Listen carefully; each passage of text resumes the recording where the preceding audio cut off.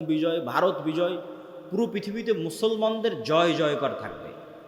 হাদিস থেকে আমি যতটুকু চিন্তা ভাবনা করে দেখেছি এটাই বেশি খাপ খায়, এটাই বেশি মিলে, যে দাজ্জাল বের হওয়ার পূর্বে, ইমাম মাহদি আসার আগেই, অথবা ইমাম মাহদির সাথী, অথবা ইমাম মাহদি সহ, যেটাই বলেন, দাজ্জাল এবং ঈসা ইসলাম আসার পূর্বে পৃথিবী মুসলমানদের, মসজিদে আকসা মুসলমানদের, তুরস্ক মুসলমানদের, ইতালি, পুরো ইউরোপ মুসলমানদের, ভারত মুসলমানদের, সবই মুসলমানদের। মুসলমানদের বিজয় যখন সর্বোচ্চ স্তরে, এবং দাজ্জালের কোনো ষড়যন্ত্র যখন আর কাজে দিচ্ছে না, দাজ্জালের পক্ষ হয়ে পৃথিবীতে কাজ করবে এরকম কোনো বড় শক্তি আর পৃথিবীতে নাই, এবার নিজেই দাজ্জাল বের হয়ে আসবে। কেননা যারা দাজ্জালের পক্ষ নিয়ে কাজ করতে, তারা সব বিপদে পড়ে গেছে, কেননা বিজয় মুসলমানদের হয়ে গেছে। তো ইহুদিরাও এক মাসিহের অপেক্ষা করতেছে, বিপদ থেকে, বিপদে পড়লে বিপদ থেকে বাঁচায় যে সে মাসিহ, মাসিহ দাজ্জাল। খ্রিস্টানেরাও ঈসা মাসিহ, বিপদে পড়লে বিপদ থেকে বাঁচায় যে সেই মাসিহ ঈসা আলাইহিস সালাম বিপদ থেকে বাঁচাবে। খ্রিস্টানেরাও বিশ্বাস করে ঈসা আলাইহিস সালাম আবার আসবে, কিন্তু তারা এটা জানে না যে ঈসা আলাইহিস সালাম মারা যায়নি, জীবিত আছে। আমরা জানি ঈসা আলাইহিস সালাম মারা যাননি, জীবিত আছে। আর তারা মনে করে মরে গেছে, কিন্তু পুনর্জন্ম হয়ে পুনরায় ঈসা আলাইহিস সালাম পৃথিবীতে আসবে, তাদেরকে বাঁচানোর জন্য, খ্রিস্টানদের বাঁচানোর জন্য। তাহলে সারা পৃথিবীর সবাই শেষ জামানার একজন বিশাল মাসিহের অপেক্ষায়।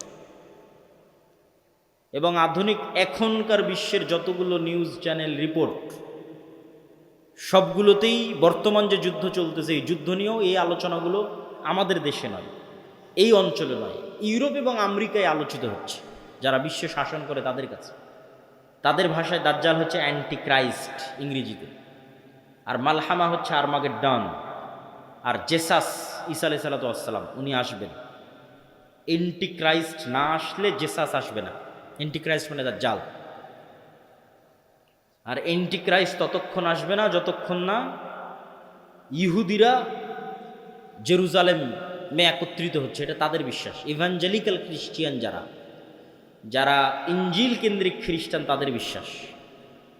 তো ফলত তাদেরও ঈসা আলাইহিস সালামকে নিয়ে আসতে হবে, ইহুদিদেরও একজন মাসিহ লাগবে। ফলত সবাই সেইটারকে সামনে নিয়ে কাজ করতেছে, যে ওইটা যত দ্রুত ঘটানো যাবে তত দ্রুত মনে করতেছে আমাদের বিজয়। কিন্তু সবার কামনা অনুযায়ী তো কাজ হবে না, সবার চাওয়া অনুযায়ী কাজ হবে না, কেননা সবাই ভুল বুঝবে, ভ্রান্তিতে পা দিবে। কি কি ভ্রান্তিতে পা দিবে বলি? ইহুদিদের আসল মাসিহা যিনি, আসল মাসিহ যিনি, তিনি তো চলে এসেছেন, কিন্তু তারা তো গ্রহণ করেন। ইহুদিদের প্রকৃত মাসিহ তো ছিল মুহাম্মদ সাল্লাল্লাহু আলাইহি ওয়াসাল্লাম নিজেই। মুহাম্মদ সাল্লাল্লাহু আলাইহি ওয়াসাল্লামের অপেক্ষায় তারা মদিনায় গিয়ে বসে থাকতো, অনেক আগে গিয়ে বসেছিল, ইমান তো আনেনি। তো এরা তো মাসিহকে চিনতে পারেন, ঈসা আলাইহিস সালাম তো মাসিহ চিনতে পারেন, ইমান আনেনি, ঈসা আলাইহিস সালামকে হত্যা করার চেষ্টা করেছে, নিকৃষ্ট। তো এই জন্য এদের সঠিক মাসিহ এরা পাবে না, এরা দাজ্জালকেই মনে করবে আমাদের মাসিহ, কিন্তু দাজ্জাল তো হবে ভ্রান্ত। এই জন্য দাজ্জালের অনুসারী কারা হবে? ইহুদিরা। রাসূল সাল্লাল্লাহু আলাইহি ওয়াসাল্লাম বলছেন, ইয়াতবাউ দাজ্জাল ৭০ আলফা ইহুদ মিন আসবাহান। ইরানের ইস্পাহান শহরের ৭০,০০০ ইহুদি দাজ্জালের অনুসারী হবে। তাহলে ইহুদিরা দাজ্জালকে মাসিহ মনে করে দাজ্জালের অনুসারী হবে, কিন্তু দাজ্জাল তো পরাজিত হবে। কিন্তু প্রথম প্রথম যখন দাজ্জাল আসবে, তখন তো সব ক্ষমতা দাজ্জালের হাতে, ফলত যে কেউ পথভ্রষ্ট হয়ে যাবে। তো এই অংশের সামারিটা করি। এই অংশের সামারি হচ্ছে, দাজ্জাল এবং ঈসা আলাইহিস সালাম আসার পূর্বে মুসলমানেরা পৃথিবী বিজয় করবে, এবং ইহুদি এবং খ্রিস্টানরা বিপদে পড়বে। যেহেতু ইহুদি এবং খ্রিস্টানরা বিপদে পড়বে, বিশেষ করে ইহুদিরা, এখন ইহুদিদের বাঁচানোর জন্য দাজ্জাল বের হবে। এবং যেহেতু দাজ্জালের পক্ষে কাজ করার মতো আর পৃথিবীতে কেউ অবশিষ্ট নাই, এই জন্য এবার দাজ্জাল নিজেই বের হবে। দাজ্জাল যখন নিজেই বের হবে, তখন এক নিমিষে, এক সেকেন্ডে সকল ক্ষমতা দাজ্জালের কাছে চলে যাবে। মুসলমানেরা হতভম্ব, হতবিহ্বল হয়ে যাবে। আকাশও বৃষ্টি বর্ষণ করে না, জমিনও ফসল উৎপাদন করে না, দুর্ভিক্ষই নিয়তি ইমান নিয়ে বাঁচার জন্য। তথা সেই সফল যে বলবে আমি মরতে প্রস্তুত, কিন্তু ইমান বিক্রি করতে প্রস্তুত নয়। সেই সফল যার এক একটা টাকার প্রতি অবৈধ লোভ নাই, অবৈধ একটা টাকার প্রতি ন্যূনতম লোভ নাই। আপনি নিজেই নিজের আত্মা এবং নাফসকে চেক করেন যে আপনার একটা টাকার প্রতি যদি, অবৈধ টাকার প্রতি যদি ন্যূনতম লোভ থাকে, আপনি দাজ্জালের ফিতনা থেকে বাঁচতে পারবেন না। পরকালে যার বিশ্বাস সর্বোচ্চ পর্যায়ে, পরকালে যার বিশ্বাস সর্বোচ্চ লেভেলে, ও দাজ্জালের ফিতনা থেকে বাঁচতে পারবে। আসহাবুল উখদুদ ওয়াস সামাই যাতিল বুরুজ ওয়াল ইয়াউমিল মাউউদ ওয়া শাহিদু ওয়া মাশহুদ কুতিলা আসহাবুল উখদুদ। ওদের বলা হলো হয় ঈমান না হয় সামনে আগুন, ঝাঁপিয়ে পড়ো। তো ওরা বলল আমরা আগুনেই ঝাঁপিয়ে পড়ব। তো ওরা আগুনে কেমনে ঝাঁপিয়ে পড়বে, এটা ছাড়া সম্ভব নয় ঝাঁপিয়ে পড়া, যদি ওই আগুনে জান্নাত না দেখে। আর নিজের বাড়িতে যে এসি রুম আছে ওখানে জাহান্নামের আগুন জ্বলতেছে। তো ওরা এটা বিশ্বাস করে যে আমি যদি আমার এসি রুমে ফিরে যাই ঈমান পরিত্যাগ করে, তাহলে ওই এসিরা বাতাস নয়, এটা জাহান্নামের আগুন। আর যদি সামনের আগুনে ঢুকে যাই তাহলে এটা আগুন নয়, এটা জান্নাত।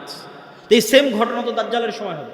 দাজ্জালের জান্নাতে যে ঢুকবে ও ঢুকে গেল জাহান্নামে, আর দাজ্জালের জাহান্নামে যে ঢুকবে ও ঢুকে গেল জান্নাত। তাহলে পরকালের উপর ইয়াকিন না থাকলে তো আপনি দাজ্জালের ফিতনা থেকে বাঁচতে পারবেন না।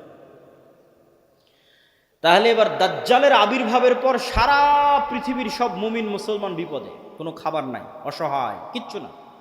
এবার বিপদগ্রস্ত মুমিন মুসলমানদের বাঁচানোর জন্য আসবে ঈসা আলাইহিস সালাতু ওয়াস সালাম। এই হলো প্রেক্ষাপট। তাহলে শুরুতে বিপদে ইহুদি খ্রিস্টানেরা, বাঁচাতে আসবে দাজ্জাল। সব ক্ষমতা তখন দাজ্জালের কাছে। বিপদে এবার মুসলমানেরা। কোন মুসলমানেরা? যারা সব দেশ বিজয় করে শেষ করে দিয়েছে। তুরস্ক বিজয় করেছে, মসজিদে আকসা, ভারত, তারপরে ইতালি, সব বিজয় শেষ করে দিয়েছে। ওরা এখন চরম বিপদে। এবার ওদেরকে বাঁচানোর জন্য আসবে ঈসা আলাইহিস সালাতু ওয়াস সালাম। ঈসা আলাইহিস সালাতু ওয়াস সালামও এমন অলৌকিক ক্ষমতা নিয়ে আসবেন যে তার নিঃশ্বাস যতদূর পর্যন্ত যাবে, নিঃশ্বাসে কাফের মারা যাবে। আল্লাহু আকবার, আল্লাহু আকবার। নিঃশ্বাসের স্পর্শে কাফের মারা যাবে, রাসূল সাল্লাল্লাহু আলাইহি ওয়াসাল্লাম বলছেন। আর ঈসা আলাইহিস সালাতু ওয়াস সালামের অলৌকিকত্ব এত টপ লেভেলের হবে যে দাজ্জালকে আলাদা করে হত্যা করা লাগবে না। দাজ্জাল যদি শুধু দেখে ঈসা আলাইহিস সালাতু ওয়াস সালামের দিকে, ইয়াজুবু কামা ইয়াজুবুল মা, পানিতে লবণ দিলে যেভাবে গলে যায় সেভাবে গলে যাবে। ছেড়ে দিলে গলেই মারা যাবে। কিন্তু ঈসা আলাইহিস সালাম ছাড়বেন না, নিজে হাতে হত্যা করবেন। যেখানে হত্যা করবেন ওটাও ইসরায়েলের সীমানার মধ্যে। ইসরায়েলের বর্তমান রাজধানী তেল আবিব থেকে অতি নিকটে বাবে লুদ নামক জায়গায় দাজ্জালকে ঈসা আলাইহিস সালাতু ওয়াস সালাম হত্যা করবেন। তো যেই ঈসা আলাইহিস সালাতু ওয়াস সালাম এবং যেই মুমিন মুজাহিদেরা পৃথিবীর সবচেয়ে বড় ফিতনা দাজ্জালকে হত্যা করল, তাদেরকে এবার আল্লাহ বলবে তোমরা তো এত বড় ফিতনা মোকাবেলা করলা, এখন আমার এমন একদল বান্দা বের হবে, ইয়াখরুজু ইবাদি লা ইয়াদানি লি আহাদিন, কারো পক্ষে সম্ভব নয় যে আমার ওই বান্দাদের মোকাবেলা করে। ঈসা আলাইহিস সালাম এত বড় নবী, তিনি পৃথিবীর সবচেয়ে বড় ফিতনা দাজ্জালকে হত্যা করলেন, তাকে আল্লাহ বলছে তুমিও পারবা না এখন যারা বের হবে। অতএব মুমিন মুজাহিদদের নিয়ে তুমি তুর পাহাড়ে আশ্রয় নাও। তাহলে ঘটনার ক্ষেত্রগুলো দেখেন, তুরস্ক এবং সিরিয়ার সীমান্তবর্তী অঞ্চল, সিরিয়ার রাজধানী দামেস্ক, মসজিদে আকসা, বাবে লুদ যেখানে দাজ্জালকে হত্যা করা হলো, তুর পাহাড়, এই এরিয়াগুলোতে এই ঘটনাগুলো ঘটতেছে। শেষ সময়ের ঘটনা এখানেই ঘটবে, শামে ঘটবে। তো তুর পাহাড়ে আশ্রয় নেওয়ার পর কারা বের হবে? ইয়াজুজ আর মাজুজ। ইয়াজুজ মাজুজের সংখ্যা কত বেশি? একটা সহি হাদিস বলবো আর একটা জয়ীফ হাদিস। সহি হাদিসে রাসূলুল্লাহ সাল্লাল্লাহু আলাইহি ওয়াসাল্লাম বললেন যে আদম আলাইহিস সালাতু ওয়াস সালামের পিঠ থেকে আল্লাহ মানুষকে বের করলেন, আদমের সকল সন্তানকে বের করে বলা হচ্ছে প্রতি 1000-এ একজন জান্নাতে, 999 জন জাহান্নামে। এই হাদিস রাসূল সাল্লাল্লাহু আলাইহি ওয়াসাল্লাম সাহাবীদের শোনাচ্ছে।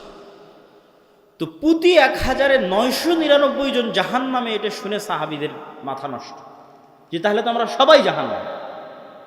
আদম সন্তানের 1000-এর 999 জন যদি জাহান্নামে যায় প্রতি 1000-এ, তাহলে তো আমরা সবাই জাহান্নামে। তখন মুহাম্মদ সাল্লাল্লাহু আলাইহি ওয়াসাল্লাম সাহাবীদের বলতেছে হতাশ হয়েও না, এই 999 জনের বেশিরভাগই ইয়াজুজ মাজুজ। এই 999 জনের বেশিরভাগই ইয়াজুজ মাজুজ।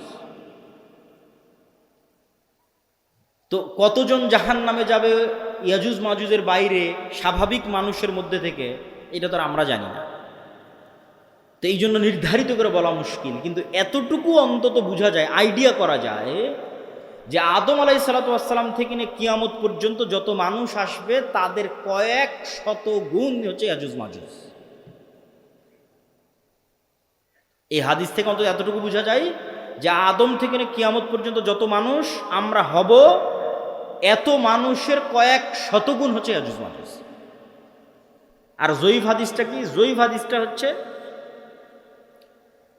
যে ইয়াজুজ মাজুজের এক প্রজন্ম তার জীবদ্দশায় 1000 প্রজন্মকে দেখে। বুঝেন, আমরা মানুষ জীবদ্দশায় সর্বোচ্চ 2টা প্রজন্ম দেখি অথবা 3টে প্রজন্ম। আমি, আমার বাপ, আমার দাদা, আমার দাদা তার ছেলেকে দেখেছে, তার ছেলে আব্দুল্লাহকে দেখেছে, তাহলে 2 প্রজন্ম দেখেছে, দেখতেই দুনিয়া থেকে শেষ।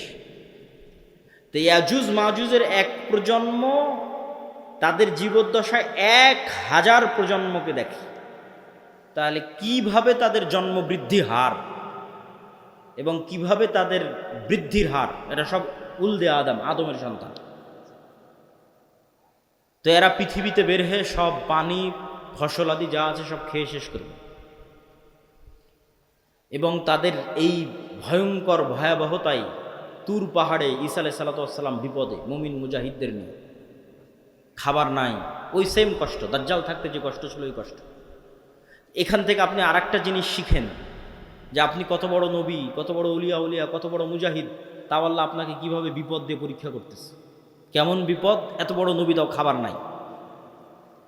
যে নবী নিজে হাতে দাজ্জালকে হত্যা করেছে, তার খাবার নাই, সে নবী এখন আল্লাহর কাছে কাঁদতেছে যে আল্লাহ এই বিপদ থেকে বাঁচান। তো এই জন্য সবসময় আল্লাহর সামনে নত, আল্লাহর সামনে সাহায্য, এটা ছাড়া কোনো রাস্তা নেই। তো ঈসা আলাইহিস সালামের কান্নাকাটি এবং মুমিন মুজাহিদদের কান্নাকাটিতে আল্লাহ সুবহানাহু ওয়া তাআলা ইয়াজুজ মাজুজের শরীরে এক প্রকার পোকামাকড় এবং অসুখ দিবেন। তারা মারা যাবে কেমন করে? হাদিসের বাক্যটা শুনেন, কামাউতি নাফাসিন ওয়াহিদিন। একটা মানুষ মারা গেলে যা হয়, পুরো ইয়াজুজ মাজুজ একসাথে ওইভাবে মারা যাবে, যেন একটা মানুষ মারা গেল। তথা একটা মানুষ মরতে যতটুকু সময় লাগে, পুরো ইয়াজুজ মাজুজ কোটি কোটি হাজার হাজার ওইভাবে একসাথে, at a time, at a moment, at a second মারা যাবে। তো এবার ঈসা আলাইহিস সালাম জমিনে ফিরে আসবেন, তো জমিনে পা রাখার জায়গা নাই। এত কোটি কোটি মানুষ যদি মরে পড়ে থাকে কি অবস্থা হবে? লাশের দুর্গন্ধ। এবার ঈসা আলাইহিস সালাম আবার আল্লাহর কাছে কান্নাকাটি করবে, দোয়া করবে। তখন আল্লাহ সুবহানাহু ওয়া তাআলা রাসূল সাল্লাল্লাহু আলাইহি ওয়াসাল্লামের ভাষা অনুযায়ী আনাকি ইবিলিল বুখত গোত্রের উটের কুঁজ যেমন উঁচু হয়, ওই রকম উঁচু কুঁজ বিশিষ্ট একদল পাখিকে পাঠাবেন, যেই পাখি হাজার হাজার কোটি কোটি লাখ লাখ লাশকে নিয়ে যে এমন জায়গায় ফেলে দিবে যেখানে মানুষ বসবাস করে না। উত্তর মেরু হোক, দক্ষিণ মেরু হোক, সাইবেরিয়া হোক, যেখানে হোক, আল্লাহ ভালো জানেন, যেখানে আল্লাহ বলবেন। তারপরে আসমান বৃষ্টি বর্ষণ করে এই জমিনকে পরিষ্কার করে দিবে। তারপরে ঈসা আলাইহিস সালামের শাসন চলবে হাদিস অনুযায়ী 7 বছর, আর বাইবেলের বর্ণনা অনুযায়ী 1000 বছর।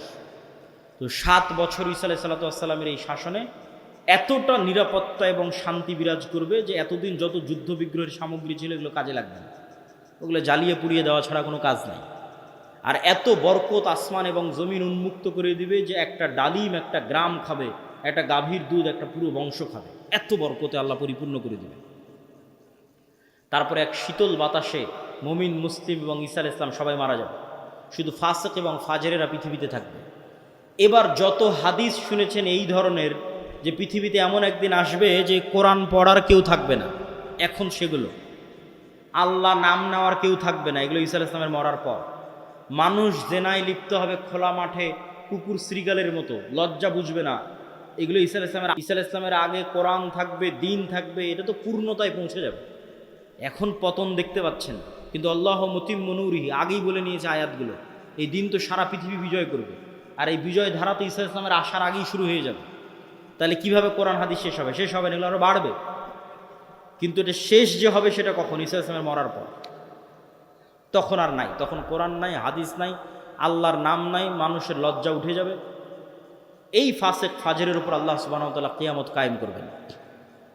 প্রিয় উপস্থিতি, আমি আমার বক্তব্য দীর্ঘায়িত করতে চাই না। এই পুরো ঘটনা থেকে যা বর্ণনা করলাম, ধারাবাহিকতা, এই ধারাবাহিকতা থেকে আমার এবং আপনার শিক্ষা কি? তার আগে একটা প্রশ্নের উত্তর দিয়ে নিই, দাজ্জাল কোথায়? ইয়াজুজ মাজুজ কোথায়? একদল নাস্তিক আবার একদল মুনকিরে হাদিস দৌড়ায়, দুইটাই। মুনকিরে হাদিসেরাও ভিডিওর পর ভিডিও দেয়, বলে যেটা কোরআনে না এটা বিশ্বাস করবো না। কোরআনে কিন্তু ইয়াজুজ মাজুজের কথা আছে, দাজ্জালের কথা নাই। বলে যেটা কোরআনে না এটা বিশ্বাস করবো না। আবার একদল নাস্তিক বলে যে এই পৃথিবীর স্যাটেলাইট ক্যামেরা সব আছে, কই তোমার দাজ্জাল, কই তোমার ইয়াজুজ মাজুজ। একটা ছোট্ট তথ্য দিয়ে রাখি, মানুষ মহাকাশ সম্পর্কে যা জানে এই মাটির নিচ সম্পর্কে তাও জানে না। এটা আমি কয়েকদিন আগে পড়াশোনা করতে গিয়ে দেখলাম যে মানুষ সারাদিন মহাকাশ নিয়ে গবেষণা করছে, চাঁদে যাবে, মঙ্গলে যাবে, কিন্তু মাটির নিচে মাত্র 12 কিলোমিটার পর্যন্ত মানুষ জানে, তারপরে আর জানে না। তাহলে এই পুরো পৃথিবী কত বড়!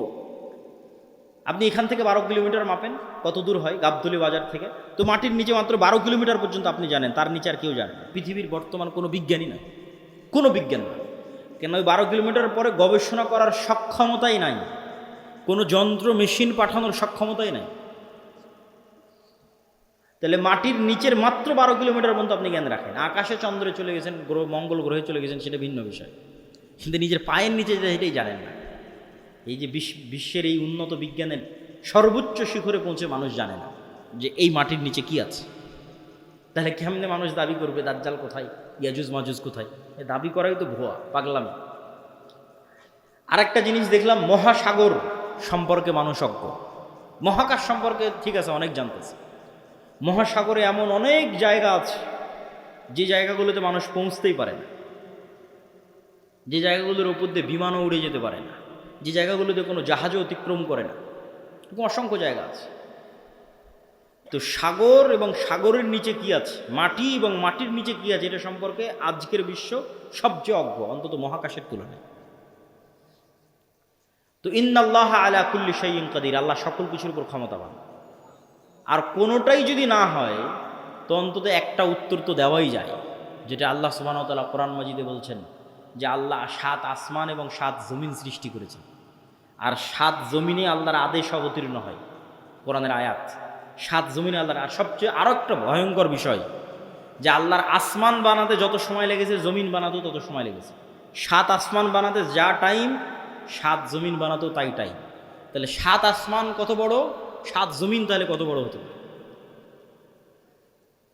এখন ইয়াজুজ মাজুজ আর দাজ্জাল যদি অন্য জমিন থেকে বের হয়ে আসে, এই জমিনে কিছু করার নেই, এটাকে অস্বীকার করতে পারবে না যে না নিশ্চিত নাই। তো অতএব আল্লাহ সুবহানাহু ওয়া তাআলা সকল কিছুর উপর ক্ষমতাবান। এই জমিনেও থাকতে পারে, এই জমিনের সাগরেও থাকতে পারে, এই জমিনের নিচেও থাকতে পারে। মানুষের জ্ঞান পরিপূর্ণ নয়, অন্য জমিনেও থাকতে পারে, সেখান থেকেও আসতে পারে। এই জন্য সূরা কাহাফ, দাজ্জালের ফিতনা থেকে বাঁচতে সূরা কাহাফ পড়তে বলা হয়েছে। সূরা কাহাফের সব ব্যতিক্রম ঘটনাগুলো দাজ্জালের আসার সাথে মিলবে, দাজ্জালের যুগের যে ফিতনা ওগুলোর সাথে মিলবে। সূরা কাহাফের 4টা ব্যতিক্রম ঘটনা আছে, তার মধ্যে একটা ব্যতিক্রম ঘটনা খিজির আলাইহিস সালামের। কই থেকে আসলো খিজির আলাইহিস সালাম, কোথায় ছিল? বলে মাছ যেখানে জীবিত হয়ে যাবে সেখানে খিজির আছে। তুমি মাছ ভেজে নিয়ে রওনা দাও, যেখানে মাছ জীবিত হয়ে যাবে ওখানে খিজির আছে। তো খিজির আলাইহিস সালাম জিজ্ঞেস করতেছে যে সালাম কিভাবে? মুসা আলাইহিস সালাম সালাম দিচ্ছে, সালাম জান্নাতের সালাম দুনিয়াতে কিভাবে? তো খিজির আলাইহিস সালাম যদি অন্য পৃথিবী থেকে এসে থাকে নিশ্চিত করে, অথবা এই পৃথিবীতেও থাকতে পারে, তো খিজির আলাইহিস সালামকে যদি আল্লাহ সুবহানাহু ওয়া তাআলা আড়ালে রাখতে পারে, দাজ্জাল এবং ইয়াজুজ মাজুজকেও আল্লাহ সুবহানাহু ওয়া তাআলা আড়ালে রাখার সক্ষমতা আছে। তো ওই দাজ্জালের সময়ের ফিতনার সাথে এই সূরা কাহাফের ঘটনাগুলো মিলবে। আসহাবে কাহাফ, আসহাবে কাহাফের কথা বলতে গিয়ে আল্লাহ বলছেন ওয়াহুম আইকাজ, তাদেরকে আমি ঘুমিয়ে রেখেছি, কিন্তু মানুষ দেখলে মনে করবে ওরা জেগে আছে। আপনি দেখলে মনে করবেন এই মানুষটা জেগে আছে, কিন্তু ওরা নিজেরাও বুঝতে পারছে ওরা ঘুমিয়ে আছে, আল্লাহও বলছেন ঘুমিয়ে আছে। এইভাবেই 309 বছর পার হয়ে গেছে। ওরা ঘুম থেকে উঠে মনে করছে যে কই, আমরা তো অল্প কিছুক্ষণ মনে হয় শুয়েছিলাম, ঘুমিয়েছিলাম, কিন্তু 300 বছর পার হয়ে গেছে। তো সময়ের যে আপেক্ষিকতা, এটার কন্ট্রোল আল্লাহর হাতে। এই আপেক্ষিকতার প্রভাবিত মানুষ দেখবে যে একদিন হয়ে যাবে 1 বছরের সময়। তো পৃথিবীতে অবশ্যই ব্যাপক কোনো পরিবর্তন ঘটবে, যেটার প্রভাবে 1 বছর, 1 মাস, 1 সপ্তাহ, সেটা কি আল্লাহ সুবহানাহু ওয়া তাআলা ভালো জানেন। তো প্রিয় উপস্থিতি, এই 1 নাম্বার কর্তব্য কি, সংক্ষিপ্ত বক্তব্য শেষ করে দিচ্ছি, এগুলোর উপর ঈমান রাখা। 2 নাম্বার কি, যে কোনো মুহূর্তেই দাজ্জাল বের হতে পারে, যে কোনো মুহূর্তে কিয়ামত হতে পারে, কথা এটাই ঠিক। রাসূল সাল্লাল্লাহু আলাইহি ওয়াসাল্লাম আশঙ্কা করতেন দাজ্জাল মনে হয় এখনই বের হয়ে গেল, এরকম অনেকগুলো ঘটনা আছে হাদিসে। ইবনে সাইয়াদের ঘটনাগুলো বেশি, তার মধ্যে প্রসিদ্ধ। তো ফিতনা তো সবসময়ই চলছে। তো ফিতনার সময় আপনি বেঁচে থাকবেন, ঈমান নিয়ে বেঁচে থাকবেন, এটার দুইটা কাজ: পরকালের প্রতি সর্বোচ্চ জ্ঞান, সর্বোচ্চ ইয়াকিন, এবং অবৈধ এক টাকার উপরেও, অবৈধ ধন সম্পদ ক্ষমতার উপর ন্যূনতম লোভ না থাকা। এবং সফলতা এটা নয় যে আপনি বাড়ি গাড়ি টাকা পয়সার মালিক হবেন, সফলতা এটা যে আপনি ঈমান এবং সালাত অবস্থায় পৃথিবী থেকে বিদায় নেবেন, এটাই সফলতা। তো আল্লাহ সুবহানাহু ওয়া তাআলা যেন আমাদের ঈমান অবস্থায়, সালাত অবস্থায় পৃথিবী থেকে বিদায় নেওয়ার তৌফিক দান করে, বলেন আল্লাহুম্মা আমিন। কেন কেন আমাদের ঈমান অবস্থায় বিদায় নিতে হবে? এত লম্বা ঘটনা বলে এই পুরো ঘটনার উপর একটু পানি দিয়ে দিয়ে একটা কথা বলে, সেটা হচ্ছে ঈসা আলাইহিস সালাম যখন আসবে, ইমাম মাহদি যখন আসবে, দাজ্জাল যখন আসবে, তখন কি নতুন কোনো দিন আসবে নাকি? নতুন কোনো কোরআন আসবে নাকি? নতুন কোনো হাদিস আসবে নাকি? কোরআন এবং হাদিস তো এইটাই যেটা এখন আছে। তাহলে সবচেয়ে বড় ঘটনা তো আগেই ঘটে গেছে, মুহাম্মদ সাল্লাল্লাহু আলাইহি ওয়াসাল্লামের আসা এবং কোরআনের প্রেরিত হওয়া। তাহলে ঈসা আলাইহিস সালাম যে কোরআনের উপর আমল করবেন ওটা আপনার কাছে আছে। ইমাম মাহদি যেই কোরআন দিয়ে রাষ্ট্র চালাবে ওটা আপনার কাছে আছে। আর দাজ্জাল যেই নবীকে মানতে বলতেছে ওই নবী চলে যাওয়ার 1400 বছর হয়ে গেছে। তাহলে কাজ আমাদের কাছে আছে। হ্যাঁ, ইমাম মাহদি যেই দিন আসবে সেই দিন আমি সব কিছু করবো, জি না, এটাতে প্রোডাক্টিভিটি নষ্ট হয়। এই জন্য আগেই বলেছি, দাজ্জাল আসার আগেই মুসলমানেরা বিজয় করবে। এই জন্য প্রোডাক্টিভিটি বন্ধ করা যাবে না, কেন আসল কাজ তো আমাদের কাছে আছেই। নতুন করে তো আর কিছু আসবে না। ঈসা আলাইহিস সালাম তো নতুন কোরআন আনবেন না, এই কোরআন তো আমার কাছে আছে। ইমাম মাহদি তো আর নতুন হাদিস নিয়ে আসবে না, হাদিস তো এটাই, তো ওটা তো আমাদের কাছে আছেই। তাহলে কাজ তো আমাদের কাছে আছে। আরও একটা কি মাথায় নিয়ে উঠে যাবেন, মানুষের মৃত্যু কিয়ামত, কিয়ামত আমার মরে যাওয়াই আমার কিয়ামত। কেন? আমি তো পরকালের জগতে ঢুকে গেছি, কবর, বারজাখ। আমার মৃত্যুর মাধ্যমে আমি পরকালের জগতে ঢুকে গেলাম, তাহলে আমার কিয়ামত তো আগেই হয়ে গেল। দাজ্জাল আসার আগেই কিয়ামত হয়ে গেল আমার। তাহলে আমার মৃত্যু যেহেতু আমার দোরগড়ায়, তাহলে দাজ্জাল কখন আসলো, মাহদি কখন আসলো, সেটার প্রতি ধর্তব্য না করে ওই যুগেও যেই কোরআনের উপর আমল হবে, যেই কোরআন দিয়ে বাঁচা যাবে, সেই কোরআন আমার কাছে আছে। তাহলে এখন আপনার কাজ কি? আপনার নিজের মৃত্যুর প্রস্তুতি নেওয়া, আর আপনার সামনে যে কোরআন আছে, যেটা সবচেয়ে বড় ঘটনা, দাজ্জালের চেয়েও বড় ঘটনা, মাহদি ঈসার চেয়েও বড় ঘটনা, কোরআনের প্রেরিত আমল, এইটার উপর আমল করা, পড়া, হাদিস পড়া এবং আমল করা। এবং ইমানের উপর মৃত্যু, সালাতের উপর মৃত্যু, এটা অতীত যুগের সব নবী রাসূলের শিক্ষা। আল্লাহ সুবহানাহু ওয়া তাআলা আমাদের তৌফিক দান করুক, আল্লাহুম্মা আমিন। বক্তব্যের শেষে বৈঠকি দানের আহ্বানের পাশাপাশি দুইটা জরুরি কথা। এই যে ভাইয়েরা যারা মক্তব পরিচালনা করে গাবতলী শাখায়, আপনারা আমাদের মক্তব অলিম্পিয়াড দেখেছেন এনটিভিতে, বিশাল আয়োজন। সারা দেশে প্রায় 7 শতাধিক মক্তব আমাদের অধীনে ট্রেনিং করা আছে। এখনও ট্রেনিং চলতেছে রাজশাহী জামিয়া সালাফিয়াতে, নতুন 30-40টা মক্তবের। এরকম প্রতিনিয়ত ট্রেনিং চলতেই থাকে। তো এই যে প্রায় 30,000 ছাত্রছাত্রী এই 700টা মক্তবে অধ্যয়ন করে, পড়াশোনা করে। তো এই যে কোরআনের শিক্ষা, কোরআনের জ্ঞান আমরা ছড়িয়ে দিচ্ছি, এই মসজিদ, এই মক্তবগুলো থেকেই কিন্তু খেলাফা প্রতিষ্ঠিত হবে। শেষ জামানায় যারা ইসলামকে বিজয় করবে তারা বের হয়ে আসবে। এই মসজিদ, এই মক্তবগুলোকে আপনাদের মূল্যায়ন করতে হবে এবং নিজ নিজ মসজিদে মক্তব চালু করা এটা কঠিন কিছু নয়। ভাই, আপনাদের অধীনে মক্তব কেমনে চালাবো? অনেকেই প্রশ্ন করে। অতি সহজ। আপনি আমাদের যে অফিসিয়াল নাম্বার আছে সেখানে ফোন দিয়ে বলবেন পরের ট্রেনিং কবে, আপনার মক্তবের শিক্ষককে ট্রেনিংয়ে পাঠিয়ে দেবেন। ট্রেনিংয়েই তাকে সব বুঝিয়ে দেওয়া হবে কীভাবে কী হবে না হবে, মক্তব কেমনে চালাবে। শুধু এতটুকু জানা যে পরের ট্রেনিং কবে, এর জন্য কোনো বুকিংও লাগবে না, কিছু লাগবে না। ট্রেনিং শুনে জামিয়া সালাফিয়ায় ঢুকে যেতে হবে যে ঠিক আছে, এতটার সময় ট্রেনিং, আমি এসেছি, 7 দিনের প্রস্তুতি নিয়ে যেতে হবে। অতি সহজ। তো এই যে আমাদের দাওয়াতি কাজগুলো, আরেকটি বড় দাওয়াতি কাজ মাসিক আল ইতিসাম। আমি নিয়মিত লিখি, সম্পাদকীয় লিখি, মিন্নাতুল বারি লিখি, পবিত্র কোরআনের সংক্ষিপ্ত ব্যাখ্যা লিখি। 3টে লেখা শুধু আমারই থাকে মাসিক আল ইতিসাম। আব্দুর রহমান বিন আব্দুর রাজ্জাক, শেখ আব্দুর রাজ্জাক বিন ইউসুফ, আরও বড় বড় আলেম ওলামা সবারই লেখা থাকে, সম্পাদকীয় থাকে। এই মাসের সম্পাদকীয় আছে ইরান এবং ইসরায়েলের যুদ্ধের উপর। এরকম সমসাময়িক সব ইস্যু নিয়ে লেখা থাকে। এই মাসিক আল ইতিসামের এজেন্ট হতে হবে, নিতে হবে, পড়তে হবে, সম্পৃক্ত থাকতে হবে। আর এই যে ইমান বাড়াতে বললাম, ইমান ধরে রাখা, এটার জন্য আল্লাহর পথে যাত্রা, এই বইটা খুব গুরুত্বপূর্ণ। এটা ইমানের মজবুতির জন্যই এই বইটা লেখা, আল্লাহর পথে যাত্রা।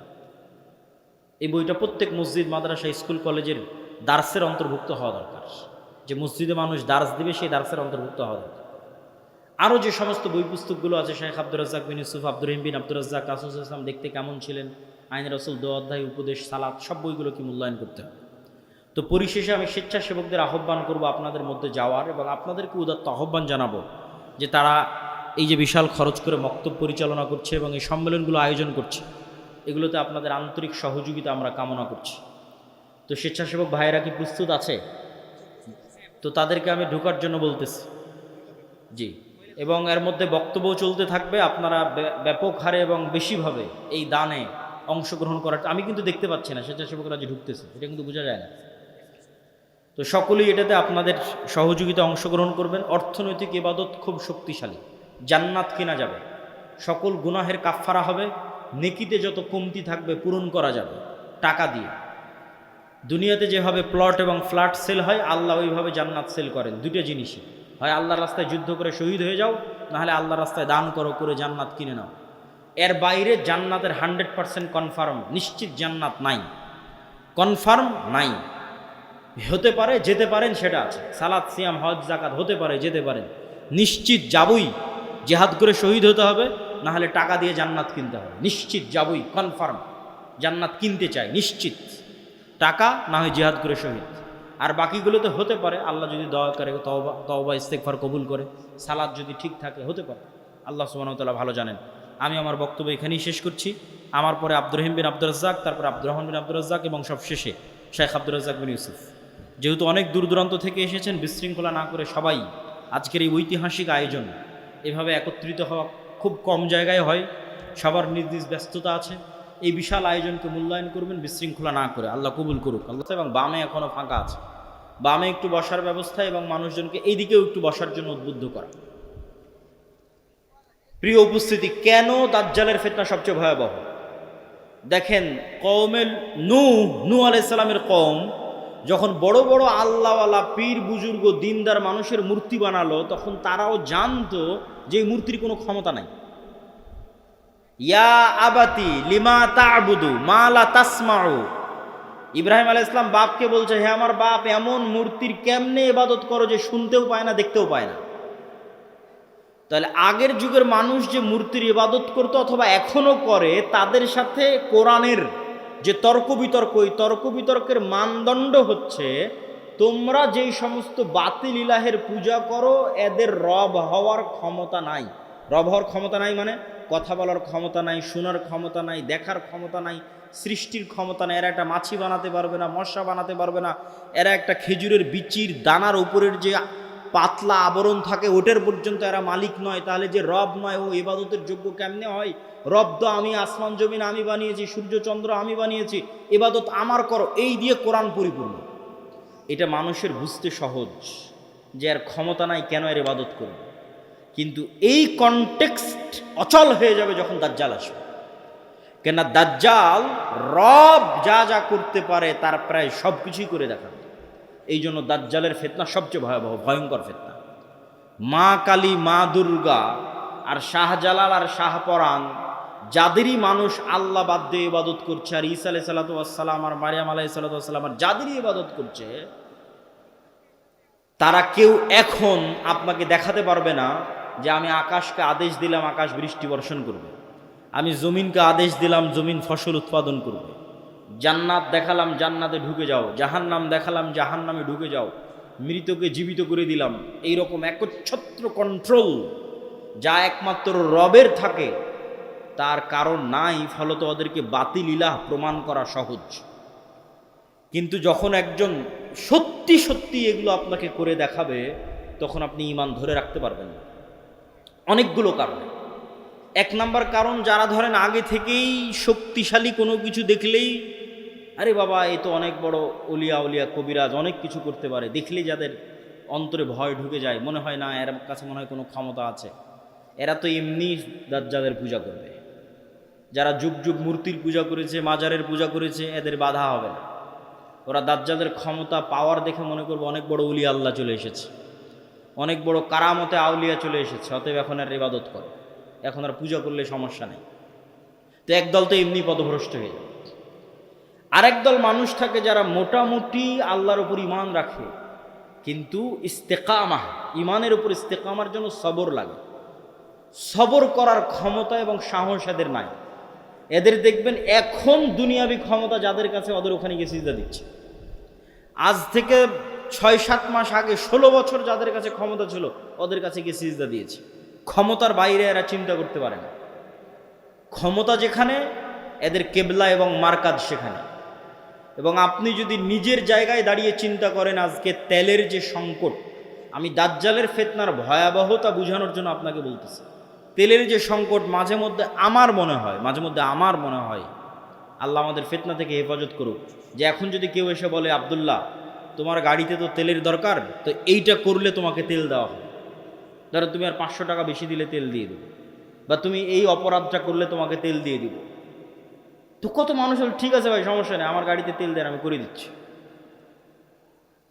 তেমন কোনো একটা দেশকে যদি বলা হয় যে সব তেলের কন্ট্রোল আমার হাতে, এটা করো, তেল পাবা, নাহলে কিন্তু আবাদও বন্ধ হয়ে যাবে। আমরা মনে করি তেল মানে দিয়ে শুধু গাড়ি চলে। পেট্রোকেমিক্যাল থেকে সকল সার উৎপাদন হয়, সব কোনো সারই আর তৈরি হবে না। সার না হলে আপনি চাষ করবেন কি দিয়ে? স্যালো মেশিন স্টার্ট না দিলে পানি তুলবেন কোথায় থেকে? তো তেল মানে শুধু গাড়ি নয়, সবই। এখনকার আধুনিক সভ্যতার সবই তেল। তা আমি তেল দিব না আপনাকে, তা আপনিও বুঝতে পারছেন যে আপনি সবই করে ফেলবেন তেল নেওয়ার জন্য। তো কোরআন এবং হাদিসে তো এর চেয়ে বড়টা বলা আছে, তেলের কথা বলা নেই। সরাসরি আকাশের বৃষ্টির কথা বলা আছে, জমিনের ফসলের কথা বলা আছে ডাইরেক্ট, যে দাজ্জাল ইরাক এবং শাম এই দুই দেশের মধ্যের সীমানা দিয়ে যেতে থাকবে। কোনো এক নগরীর মানুষের কাছে এসে বলবে, এই তোমরা আমার উপর ঈমান আনছো? তারা বলবে, জি জাহাপনা, জি প্রভু, আপনার উপর ঈমান আনলাম। ওদের জন্য দাজ্জাল টাকা পয়সা, ধন দৌলত, রুজি রুটির এত বড় ব্যবস্থা উন্মোচন করে দিবে যে মৌমাছির ঝাঁক যেভাবে মধুর পিছনে ছুটে, ধন সম্পদ টাকা পয়সা ওই শহরের মানুষের পিছনে ওইভাবে ছুটবে। এবার অতিক্রম হতে হতে আর এক শহরে আসবে, সেই শহরের মানুষকে বলবে, আমার উপর ঈমান আনয়ন করছো? তারা বলবে, না, আমরা রব্বুল আলামিনের উপর ঈমান রাখি। দাজ্জাল বলবে, আকাশ এখানে বৃষ্টি বর্ষণ বন্ধ করে দাও, জমিন এখানে ফসল উৎপাদন বন্ধ করে দাও, খাবার দাবার বন্ধ, টাকা পয়সা বন্ধ, সকল কিছু বন্ধ, মোবাইল বন্ধ, ইন্টারনেট বন্ধ। আজকের যুগে যদি কল্পনা করেন, এখনই আপনি ঈমান ধরে রাখতে পারবেন না, যখন ঘটবে তখনকার কথা তো বহু পরে। তো শাম অঞ্চলের মানুষেরা না খেতে পেয়ে ধনুক চাবিয়ে খাবে, তীর চাবিয়ে খাবে। তীর তো খাওয়ার জিনিস না, ধনুক তো খাওয়ার জিনিস না, কিন্তু গাছের পাতাও যেহেতু উৎপন্ন হবে না, তো কি খাবে? গাছের পাতাও তো উৎপন্ন হবে না। তো এ হলো দাজ্জালের ফিতনা, পৃথিবীর সবচেয়ে ভয়ঙ্কর এবং ভয়াবহ ফিতনা। দাজ্জালের ফিতনা সম্পর্কে বলতে গিয়ে দুইটা হাদিস না বললেই না। একটা হাদিসে রাসূলুল্লাহ সাল্লাল্লাহু আলাইহি ওয়াসাল্লাম বলছেন যে দাজ্জাল পৃথিবীতে 40 দিন সফর করবে। 40 দিনের প্রথম দিন হবে 1 বছর, দ্বিতীয় দিন হবে 1 মাস, তৃতীয় দিন হবে 1 সপ্তাহ। আর দাজ্জালের গতি হবে কাগাইসিন ইস্তাদবারাত হুররিহ, এমন মেঘমালা যেই মেঘমালাকে ঝড়ো বাতাস উড়িয়ে নিয়ে যাচ্ছে। এই যে কয়দিন পরে কালবৈশাখী ঝড় হবে, আকাশে তাকিয়ে দেখবেন ঝড়ের সময় মেঘ কত দ্রুত চলে। তো ঝড়ের বাতাসে যে মেঘ খুব দ্রুত চলে, এরকম দ্রুত গতি হবে দাজ্জালের। তো আল্লাহর নবী মেঘের সাথেও তুলনা দিয়েছেন। এখন যন্ত্র দিয়ে মেঘের মতো আকাশে উড়বে না দাজ্জাল নিজেই আকাশে উড়বে, আল্লাহু আ'লাম, আল্লাহ সুবহানাহু ওয়া তাআলা ভালো জানেন। কিন্তু দাজ্জালের আগমনে পৃথিবীতে এত ব্যাপক বৈপ্লবিক পরিবর্তন হবে যে পৃথিবীর দিন 1 বছরের সমান হয়ে যাবে। এটা হঠাৎ করে আল্লাহর আদেশে, কোনো কারণ ছাড়াই আল্লাহ বলবেন দিন এখন তুমি 1 বছরের সমান হও, এরকম নয়। আল্লাহ লাতিফ, প্রত্যেকটা জিনিস ঘটনা পরম্পরায় হয়, মানুষ দেখবে এটা স্বাভাবিক। তথা এই ভূমণ্ডল, নভমণ্ডল, সৌরজগতে এমন বৈপ্লবিক কোনো পরিবর্তন হবে, অথবা এই পৃথিবীতে এমন বৈপ্লবিক কোনো পরিবর্তন হবে, অথবা সূর্য এবং চন্দ্রের বর্তমান ঘূর্ণায়মান প্রক্রিয়ায় এমন বড় বৈপ্লবিক পরিবর্তন হবে যেটা স্বাভাবিক হতে সময় লাগবে। 1 দিন হবে 1 বছর, তারপরের 1 দিন হবে 1 মাস, তারপরের 1 দিন হবে 1 সপ্তাহ, তারপরে স্বাভাবিক। ওইটার আগে কিছু একটা ঘটবে। দাজ্জালের আগমনই ওই রকম ভয়ঙ্কর এবং ব্যতিক্রম হবে। আল্লাহু আ'লাম সেটা কি হবে। দাজ্জালের বিষয়ে আরেকটি হাদিসে রাসূলুল্লাহ সাল্লাল্লাহু আলাইহি ওয়াসাল্লাম, যেটা তামিম আদ-দারির হাদিস, যারা 30 দিন সমুদ্রে লাইবা বিহিমুল মাউজ শাহরান কামিলান, সমুদ্রের ঝড়ো বাতাস এবং ঢেউ 1 মাস যাবৎ তাদেরকে কোথায় নিয়ে গেছে কোনো কন্ট্রোল ছিল না নৌকার উপর। এক দ্বীপে গিয়ে যখন নৌকা ঠেকলো তখন দেখছে একটা প্রাণী, জীব জন্তু জানোয়ার, গরু ছাগল মহিষ যেমন জীবজন্তু জানোয়ার, এরকম জীবজন্তু জানোয়ার যার মুখ এবং পা সব এত বিশাল লোমে ঢাকা যে কোনটা মুখ আর কোনটা পিছন এটা বোঝা যাচ্ছে না, এই জানোয়ার কথা বলতেছে। তো মানুষ তো কোনোদিন দেখেনি, মানুষ ছাড়া আর পৃথিবীর কোনো জীবজন্তু জানোয়ারকে কথা বলতে। তো আরবের ওই মানুষেরা এই জানোয়ারকে কথা বলতে দেখে মনে করেছে এটা জিন, শয়তান, কিন্তু জীবজন্তু জানোয়ার। ও বলছে আনাল জাসাস, আমি গোয়েন্দা, একটা মানুষ তোমাদের সাথে সাক্ষাতের অপেক্ষা করছে, এদিকে যাও। তো তামিম আদ-দারি বলছে আমরা যখন ওই মানুষের কাছে গেলাম, বিশাল দেহের মানুষ, এত বিশাল দেহের মানুষ আগে কোনোদিন কখনো দেখিনি। তো দাজ্জালের বিশাল দেহের হওয়াটা কি ব্যতিক্রম কিছু? ব্যতিক্রম কিছু না। আমরা এখন 5 ফিট 5 ইঞ্চি 6 ফুট হয়ে গেছি, কিন্তু আদি পিতা আদম আলাইহিসসালাম তো আর 5 ফিট ছিলেন না। আদম আলাইহিসসালাম ছিলেন 60 দেরা, 60 হাত 60 গজ, 40 মিটার, প্রায় 10 তলা 15 তলার সমান উঁচু। তাহলে এখন যদি আদম আলাইহিসসালাম আমার সামনে উপস্থিত হয়, তাহলে আমি তো আশ্চর্য হয়ে যাবো, কারণ এই বিশাল দেহের মানুষ তো আমি কোনোদিন দেখিনি। তাহলে দাজ্জাল বিশাল দেহের হবে, এটা ব্যতিক্রম নয়, কেননা দাজ্জাল তো আদমেরই সন্তান, মিন উলদে আদম, আদমের সন্তান। তো তার হাত, তার হাঁটু এবং তার কাঁধ এমন শক্ত করে বাঁধা আছে। আমরা তাকে জিজ্ঞেস করলাম তুমি কে? সে বলে আমার পরিচয় তোমরা জানবেই, তোমরা বলো তোমরা কারা। তা আমরা আমাদের পুরো ঘটনা বললাম। এবার দাজ্জাল 4টা প্রশ্ন করেছে। নাখাল বাইসান, আইনে জোগার, বহাইরা তাবারিয়া, নাবিয়ুল উম্মিয়িন। বহাইরা তাবারিয়া, sea of Galilee, lake of Tiberias. নাখলে বাইসান, বাইত শিয়ান। আর আইনে জোগার, স্প্রিং অফ জোয়ার। আর নাবিয়ুল উম্মিয়িন, পড়ালেখা জানে না, লিখতে জানে না, পড়তে জানে না এমন নবী। আমাদের নবী মুহাম্মদ সাল্লাল্লাহু আলাইহি ওয়াসাল্লাম লিখতেও জানতেন না, পড়তেও জানতেন না। উনি দেখে যে পড়বেন এটা জানতেন না, কোরআন মুখস্থ করেছিলেন। প্রিয় উপস্থিতি, তো দাজ্জাল তাদেরকে এই যে 4টা জিজ্ঞেস করলো, 4টা জিজ্ঞাসার প্রথম 3টে জিজ্ঞাসার সাথে পানি কানেক্টেড আছে, পানি এবং চাষ কানেক্টেড আছে। সি অফ গ্যালিলি, পানির উৎস, বহাইরা তাবারিয়া, ইসরায়েলের সীমানার মধ্যে। এখন এটা ইসরায়েলের সীমানার মধ্যে।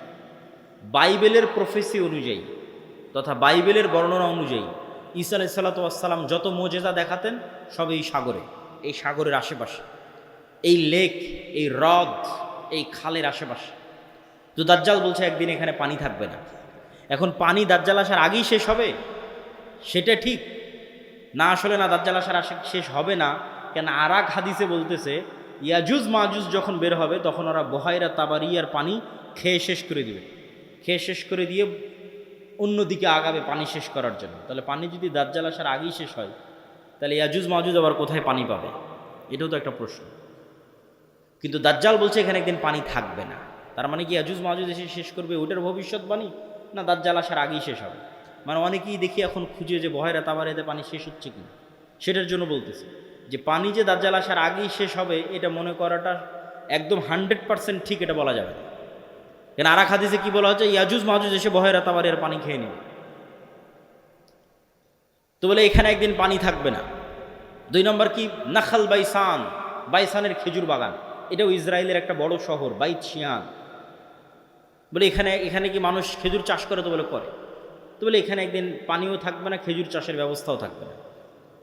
তার বলে আইনে জোগার, স্প্রিং অফ জোয়ার, এটার বর্ণনাও বাইবেলে আছে। আগের যেমন বহাইরা তাবারিয়ার বর্ণনাও বাইবেলে আছে, এই আইনে জোগার, স্প্রিং অফ জোয়ার, এটার বর্ণনাও বাইবেলে আছে। কি হিসেবে আছে? লূত আলাইহিসসালাতু ওয়াসসালাম যেখানে ছিলেন ওই শহরটা যখন আল্লাহ ধ্বংস করে দিলেন, যে লূত আলাইহিসসালাতু ওয়াসসালামকে যেখানে তিনি আশ্রয় দিলেন সেখানে তার জন্য পানির ব্যবস্থা, অথবা যে জায়গায় তিনি আশ্রয় নিয়েছিলেন সেই জায়গা হচ্ছে স্প্রিং অফ জোয়ার। এই জন্য ওই বহায়রা তাবারিয়া আর স্প্রিং অফ জোয়ার, আইনে জোগার, এই দুটেই খ্রিস্টানেরা ব্যাপক হারে দেখতে যায়, ভিজিট করতে যায়। তো এখান থেকে আমাদের জানার বিষয় কি, এই হাদিস থেকে জানার বিষয় হচ্ছে দাজ্জাল প্রশ্ন করেছে একটা নির্দিষ্ট জায়গায়, যার প্রত্যেকটা এরিয়া 30-40 কিলোমিটারের মধ্যে। এই বহায়রা তাবারিয়া বলেন, আইনে জোগার বলেন, নাখাল বাইসান বলেন, এই বগুড়া জেলার মধ্যেই, মানে একটা সেম এরিয়ার মধ্যেই। তথা কিয়ামতের পূর্ব মুহূর্তের ফিতনার বর্ণনাগুলো নিশ্চিতভাবে কিয়ামতের পূর্ব মুহূর্তে যা যা হবে এগুলো মক্কা মদিনার বাইরে, মক্কা মদিনায় হবে না। মক্কা মদিনা ফিতনা মুক্ত থাকবে। কোথায় হবে তাহলে? সিরিয়াতে, শাম। শাম মানে আগে ফিলিস্তিনি বোঝানো হতো, শাম মানে আগে মসজিদে আকসাই বোঝানো হতো। শাম মানে আজকের শাম নয়, তথা মসজিদে আকসা এবং এর আশেপাশের অঞ্চল, যেগুলোতে এখন ইসরায়েল, ফিলিস্তিন, জর্ডান, এই যে অঞ্চলগুলো এবং এখনকার যে সিরিয়া, সব কিছু এই অঞ্চলে হবে। দাজ্জালের এই সংক্ষিপ্ত বর্ণনা এবং দাজ্জালের ফিতনার এই সংক্ষিপ্ত বর্ণনার পরে কি হবে? ওই যে মুজাহিদ বাহিনী যারা দাজ্জালের মিথ্যে সংবাদ শুনে এবার দেমাশকে ফিরে আসবে, যুদ্ধ বিজয় অভিযান বাদ, কেন এটা ভয়ঙ্কর ফিতনা। এই ভয়ে দাজ্জাল আসলে বের হয়েছে কিনা, যুদ্ধ বাদ দিয়ে সবাই ফিরে আসবে তাদের যেটা সেন্টার, তাদের সেন্টার দামেস্ক। যুদ্ধ যদি রোম পর্যন্ত গিয়ে থাকে, ইতালির রাজধানী, ওখান থেকেও ফিরে দামেস্কে আসবে। যদি তুরস্কের রাজধানী ইস্তাম্বুল পর্যন্ত গিয়ে থাকে, ওখান থেকে ফিরে দামেস্কে আসবে। এবার দামেস্কে আসতে আসতে সত্যি দাজ্জাল বের হয়ে যাবে। এবার রিয়ালি প্রকৃত অর্থে দাজ্জাল বের হয়ে গেছে। এবং দাজ্জাল বের হওয়া মাত্রই সকল ক্ষমতা দাজ্জালের কাছে চলে যাবে। এটার বিবরণ আরেকটু পরে দিব, এখানে এটা শেষ করে নিই। তো দাজ্জাল বের হয়ে যাবে। এই দামেস্কের মসজিদে ফজরের সালাতে যখন জামাত হবে, তখন এবার ঈসা আলাইহিস সালাতু ওয়াস সালাম অবতীর্ণ হবেন। কেননা দাজ্জালের ফিতনা যেই লেভেলের অলৌকিক, ওইটা মোকাবেলা করার জন্য ওই লেভেলের অলৌকিক লাগবে। তথা দাজ্জালের এই ফিতনা মোকাবেলা ওই মুজাহিদরাও করতে পারবে না যারা ইস্তাম্বুল বিজয় করেছে, রোম বিজয় করেছে। এবং কিছু কিছু হাদিসের বর্ণনা অনুযায়ী তারা ভারতও বিজয় করতে পারে। মানুষের মাথায় একটা চিত্র আগে থেকে ঢুকে আছে যে দাজ্জাল যখন বের হবে পৃথিবীতে, তখন পুরো পৃথিবী দাজ্জালের কন্ট্রোলে থাকবে। এটা ভুল কথা। দাজ্জাল যখন বের হবে তখন পুরো পৃথিবী মুসলমানদের কন্ট্রোলে থাকবে। মানে মুসলমানেরা বিজয় করে শেষ করে দিবে, সব বিজয় করে ফেলবে। মসজিদে আকসা বিজয়, ইস্তাম্বুল বিজয়, খ্রিস্টানরা তো পরাজিতই হয়ে যাবে। ইতালির রাজধানী রোম